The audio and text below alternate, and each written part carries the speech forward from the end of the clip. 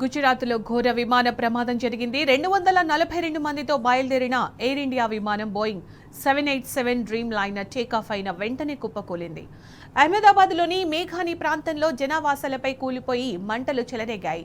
అగ్నికీలలు ఎగసి పడుతుండటంతో పరిసర ప్రాంతాలను భారీగా పొగ కమ్మేసింది. ఘటనా స్థలికి చేరుకున్న అధికారులు సహాయక చర్యలను వేగవంతం చేశారు.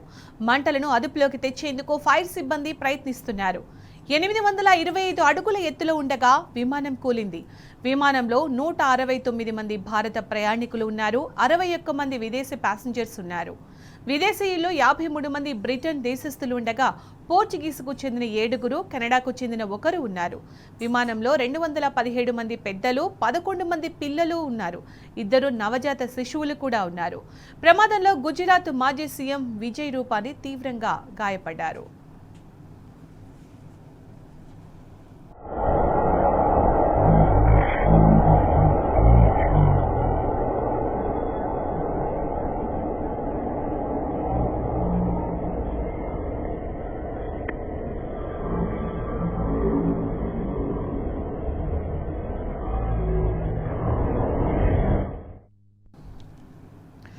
గుజరాత్లో ఘోర విమాన ప్రమాదం జరిగింది. దీనికి సంబంధించిన పూర్తి సమాచారం మా ప్రతినిధి కిరణ్ అందిస్తారు. కిరణ్, అహ్మదాబాద్లో ఘోర విమాన ప్రమాదం, నిజానికి ఇంత పెద్ద ప్రమాదాన్ని ఎవరు ఊహించారు?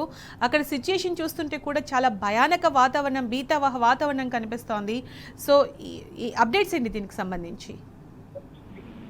ఇప్పటికే ఏదైతే దానికి సంబంధించినటువంటి విమాన ప్రమాదం ఏదైతే ఉందో బీజే మెడికల్ కళాశాల పైన కూలటంతో ఎయిర్ ఇండియా విమానంకు దాదాపు కూలటంతో అక్కడ ఉన్నటువంటి మెడికల్ విద్యార్థులు ఎవరైతే ఉన్నారో, వైద్య విద్యార్థులు అంతా కూడా 30 మంది చనిపోయినట్టుగా తెలుస్తుంది. ఇంత పెద్ద ప్రమాదం అనేది ఊహించని స్థాయిలో జరిగినటువంటి పరిస్థితి మనకు కనిపిస్తోంది. అయితే ప్రధానంగా ఎయిర్ ఇండియా విమానం కూలడానికి గల కారణాలు ఏంటి అనేది మాత్రం ప్రస్తుతం వివరాలు అయితే బయటికి వెల్లడించాల్సి ఉంటుంది. దాదాపు 1:15 జరిగినటువంటి ఈ విమాన ప్రమాదం ఏదైతే ఉందో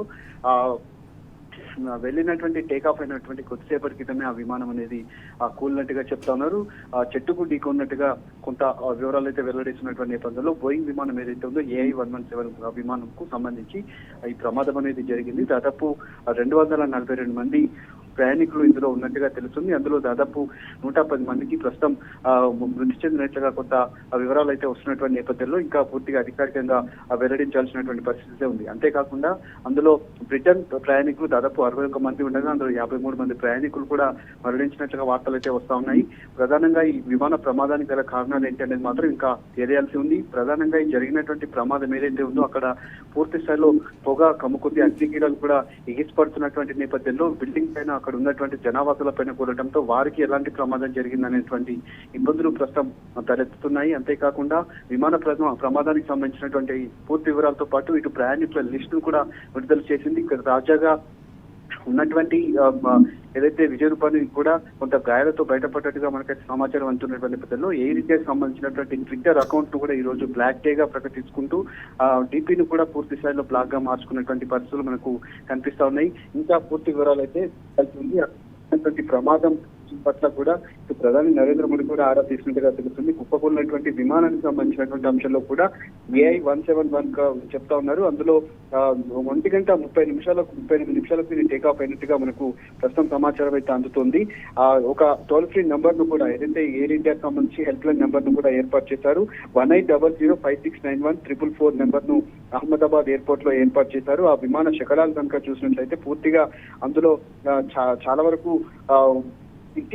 ఇళ్ల పైన కూలిన పరిస్థితి మనకు కనిపిస్తా ఉంది. ఆ ఇంటి పైన ఉన్నటువంటి ఏదైతే కొంత భాగం ఏదైతే ఉందో బీజే మెడికల్ కళాశాలపై కూలటంతో అది మధ్యాహ్నం భోజనం చేస్తున్నటువంటి సమయంలో ఈ ప్రమాదం జరిగినట్టుగా మనకు సమాచారం అయితే ఉంది. అందులో దాదాపు 30 మంది విద్యార్థులు కూడా వైద్య విద్యార్థులు కూడా చనిపోయినట్టుగా సమాచారం అందుతుంది. పూర్తి వివరాలు ఇంకా మరి కాసేపట్లో తెలిసేటువంటి అవకాశాలు అయితే కనిపిస్తా ఉన్నాయి. అహ్మదాబాద్ లో జరిగినటువంటి ఈ ప్రమాదానికి సంబంధించి ఎలాంటి వివరాలు బయటకు వస్తాయి, ప్రమాదానికి గల కారణాలు ఏంటనేది మాత్రం ప్రస్తుతం మనం ఇంకా వేచి చూడాల్సినటువంటి పరిస్థితులు అయితే మనకు కనిపిస్తా ఉన్నాయి. కిరణ్, అంటే ఇది జనావాసాల్లో కూలడం వల్ల ప్రయాణికులు విమానంలో ఉన్న వాళ్లే కాకుండా ఇప్పుడు మీరు చెప్పినప్పుడు మెడికల్ స్టూడెంట్స్ కాకుండా ఇంకా ఎవరైనా కూడా ఎఫెక్ట్ అయ్యే అవకాశం అక్కడ కనిపిస్తుంది అంటారు? అక్కడ సిచ్యుయేషన్ చూస్తే మాత్రం చాలా దారుణంగా కనిపిస్తోంది మనకి విజువల్స్ లో. ఖచ్చితంగా ఉంటుంది. ఎందుకంటే టేకాఫ్ అయినటువంటి 8 825 మీటర్ల ఎత్తు నుంచి పూర్తిగా కూలడంతో జనావాసాలు ఇంత పైన కూలింది. ప్రస్తుతం మెడికల్ కళాశాల పైన కూలింది. ఆ తర్వాత చుట్టుపక్కల ఉన్నటువంటి వాటి మీద కూడా పెద్ద ఎత్తున ప్రభావం అనేది పడేటువంటి అవకాశం అయితే ఉంటుంది.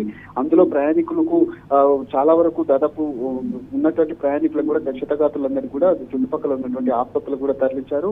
ఇప్పుడు ఉన్నటువంటి ప్రయాణికులతో పాటు ఆ కింద కూలినటువంటి బీమా ఏదైతే ఇళ్ల పైన కూలిందో, అపార్ట్మెంట్ల పైన కూలిందో అందులో ఉన్నటువంటి వాళ్ళ పరిస్థితి ఏంటి అనేది మాత్రం ప్రస్తుతం కొంత అనుమానాలు అయితే వ్యక్తమవుతున్నాయి. అందులో ఉన్నటువంటి వాళ్ళ పరిస్థితి ఏంటి అనేది కొంత, ఎందుకంటే ఆ విమానం కూలటంతో అక్కడ ఉన్నటువంటి ఇంట్లో కూడా పూర్తిగా దెబ్బతిన్నాయి, మరికొన్ని కూడా పాక్షికంగా దెబ్బతిన్నాయి. అంతేకాకుండా అగ్నికిలలు ఎగిసిపడుతున్నంతో ఆ ఏదైతే ఫాగ్ ఉంటుందో ఆ పొగ కూడా పూర్తిగా కమ్ముకున్నటువంటి పరిస్థితి మనకు కనిపించింది. అక్కడ వాళ్ళ పరిస్థితి కూడా కొంత విషమకరంగానే ఉన్నట్టుగా మనకైతే వివరాలు అయితే వెల్లడవుతా ఉన్నాయి.